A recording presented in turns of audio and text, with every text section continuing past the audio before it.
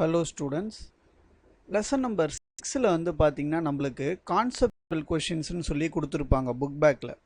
நம்ம வந்து 2 மார்க் 3 மார்க்லாம் படிச்சுட்டு போவோம். பட் ஆனால் அதுக்கு என்ன இம்பார்ட்டன்ஸ் கொடுக்குறோமோ அதே இம்பார்ட்டன்ஸ் நம்ம எதுக்கு கொடுக்கணும்னா இந்த கான்செப்டுவல் கொஷினுக்கு கொடுக்கணும்.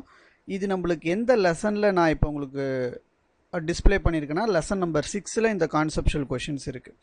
ஃபஸ்ட்டு கொஷின் பாருங்கள், why are dish antennas curved? கரெக்டாக, தட்ட வடிவு விண்ணலை கம்பிகள் ஏன் உட்பிந்து காணப்படுகின்றன அப்படின்னு கேட்டிருக்காங்க. சரியா, ஏன் வந்து வளைஞ்சி இருக்கு அப்படின்னு கேட்குறாங்க. அதுக்கு ரீசன் என்ன பாருங்க. இப்போது டிஷ் ஆண்டனாலாம் எடுத்துக்கிட்டோம்னு வச்சுக்கோங்களேன், அது இந்த இடம் கேர்வாக இருக்கும்ல, நம்மளே பார்த்துருப்போம், வீட்டு மாடியெல்லாம் பார்த்துருப்போம். அது ஏன் கேர்வ்டாக இருக்குது, ஏன் அந்த மாதிரி போட்டு வச்சுருக்காங்கன்னா கேர்வ்டா. ஸோ இப்போது நம்மளுக்கு ரேஸ்லாம் வருதுன்னு வச்சுக்கோங்களேன், சிக்னல் ரேஸ்லாம் வருதுன்னு வச்சுக்கோங்களேன், அப்போ அது எல்லாமே இந்த கேர்வில் பட்டு ஒரே பாயிண்ட்லேருந்து நம்மளுக்கு மீட் ஆகும். மீட் ஆகிற பாயிண்ட் எப்படி இருக்கும், ஒரே பாயிண்ட்லேருந்து மீட் ஆகும். அப்போ அந்த நம்ம கிடைக்கக்கூடிய சிக்னலோடைய ஸ்ட்ரென்த் எப்படி இருக்கும்னா மேக்ஸிமம் சிக்னலை நம்மளால் அதுலேருந்து எடுக்க முடியும். சரியா, ஸோ இந்த ரீசனுக்காக தான் நம்ம யூஸ் பண்ணுறோம்னா கான்கேவ் மிரர் மாரி ஒரு ஷேப் எடுத்துக்கிறோம். என்ன எடுத்துக்கிறோம்? Concave mirror. ஸோ தட் அது என்ன ஆகும்னா எல்லாமே பட்டு ஒரு பர்டிகுலர் பாயிண்ட்லேருந்து என்ன ஆகுது, நம்மளுக்கு மீட் ஆகுது. ஸோ ஒரு நம்மளுக்கு கிடைக்கக்கூடிய சிக்னல்ஸ் எல்லாமே என்ன ஆகும், நம்மளுக்கு மேக்ஸிமமாக கிடைக்கும். ஸோ இந்த ரீசனுக்காக தான் நம்ம என்ன யூஸ் பண்ணுறோம்னா இந்த கான்கேவ் மிரர் ஷேப்பில் இருக்கக்கூடிய கர்வ்டு சர்ஃபேஸை யூஸ் பண்ணிக்கிறோம். சரியா, ரைட். அடுத்து கொடுத்துருக்காங்க பாருங்க, second question, what type of lens is formed by a bubble inside a water? அப்போ ஒரு வாட்டர் பபிள் இருக்குது, அதுக்குள்ளே என்ன இருக்கும்னு பார்த்தீங்கன்னா நம்ம காற்று தான் இருக்கும். கரெக்டாக. அப்போ when a ray of light, இங்கே பாருங்கள், இந்த டயக்ராம் பாருங்கள், சூப்பராக கொடுத்துருக்காங்க.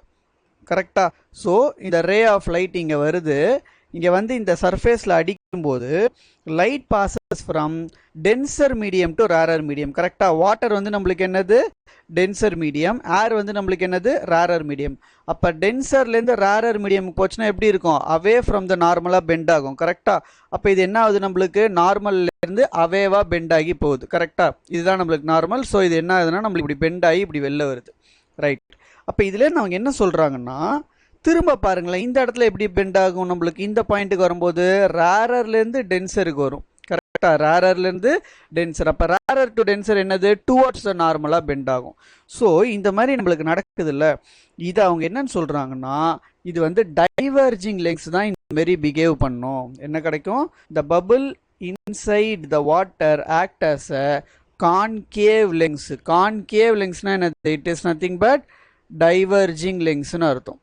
சரியா, கான்கேவ் லென்ஸ் என்னன்னு சொல்லுவோம் நம்ம, கான்கேவ் டைவர்ஜிங். கரெக்டாக. ஸோ இது எப்படி ஆக்ட் ஆகுதா, நம்மளுக்கு ஒரு கான்கேவ் லென்ஸ் மாரி ஆக்ட் ஆகுதுன்னு சொல்கிறாங்க. ஸோ இந்த இடத்துல நம்மளுக்கு புரிஞ்சுக்க வேண்டியது என்னன்னா, நான் ரொம்ப கிளியராகவே எழுதி காட்டுறேன் உங்களுக்கு. சரியா, ரைட். இங்கே பாருங்கள், ஃபஸ்ட்டு இந்த சர்ஃபேஸில், ஸோ இந்த சர்ஃபேஸில் ஃபஸ்ட்டு என்ன ஆகுது பாருங்கள், நம்மளுக்கு டென்சர்லேருந்து எங்கே போகுது, ரேரருக்கு போகுது. ஸோ டென்சர்லேருந்து ரேரர் போகும்போது away from the normal.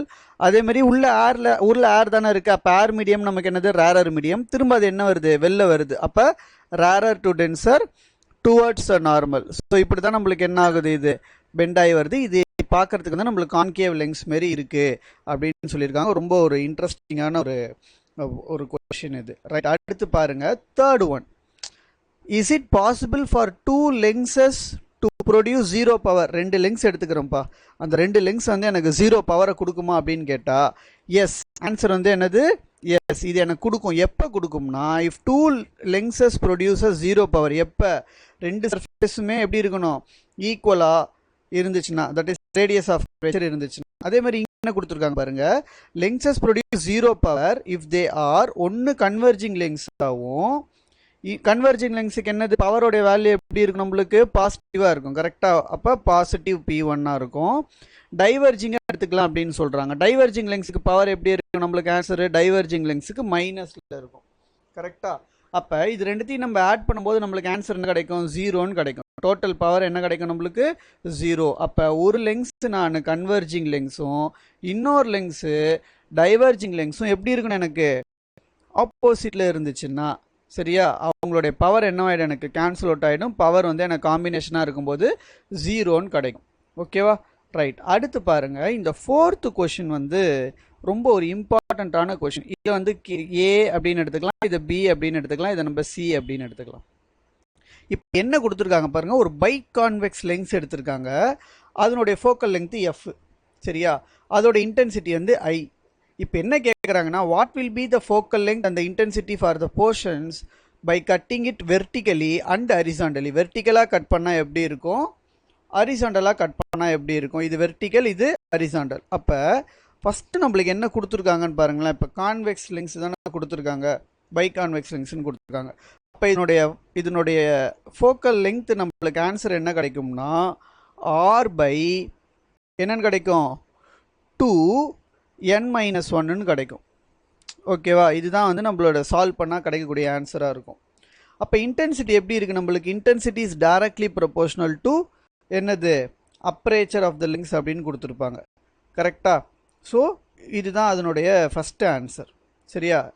Right. அப்போ நெக்ஸ்ட்டு கொடுத்துருக்காங்க பாரு, கேஸ் 2ல் என்ன கொடுத்துருக்காங்க, வெர்டிக்கலாக கட் பண்ணிட்டேன்னா, சரியா, வெர்டிக்கலாக கட் பண்ணிட்டேன்னா என்னுடைய ஃபோக்கல் லெங்க்தோடைய ஆன்சர் என்ன கிடைக்கும்னா 2Fன்னு கிடைக்கும். என்னுடைய ஃபோக்கல் லெங்த் ஆன்சர் என்ன கிடைக்கும், 2Fன்னு கிடைக்கும்.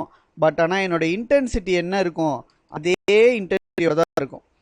ஏன் இன்டென்சிட்டி எனக்கு அதே வேல்யூ மாறாது அப்படின்னா, ஏன்னா நம்மளுடைய அப்பரேச்சரோடைய டயாமீட்டர் எப்படி இருக்குது, அதே டயாமீட்டரில் தான் இருக்குது. ஸோ அதனால் நம்மளுக்கு மாறாது, இன்டென்சிட்டி அப்படியே தான் இருக்கும்.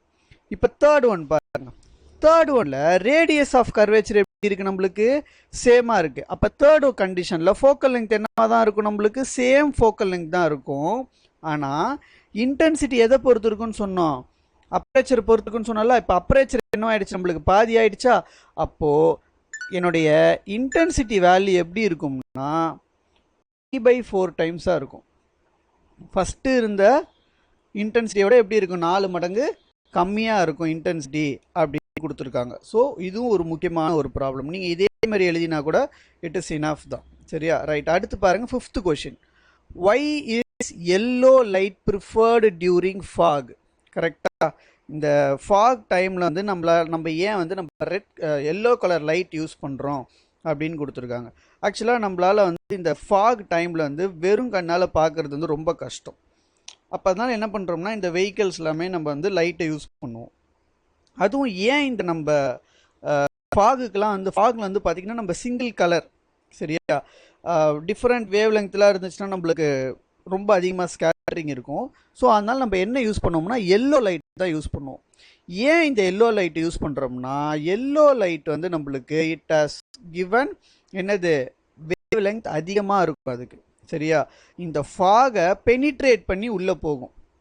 புரியுதா? ஸோ ஒயிட் லைட்டாவோ இல்லை ப்ளூ லைட்டாவோ இருந்துச்சுன்னா வந்து கிளார் அடிக்க ஆரம்பிச்சிடும் நம்மளுக்கு. சரியா? பட் தட் இஸ் நம்மளுக்கு இந்த ரிலே ஸ்கேட்டரிங்லான்னு சொல்லுவோம்ல நம்ம, லாம்டா இஸ் ஈக்குவல் டு என்னன்னு சொல்லுவோம், ரிலே ஸ்கேட்டரிங்லா, I is inversely proportional to 4th power of its wavelength அப்படின்னு சொல்லியிருப்போம்ல.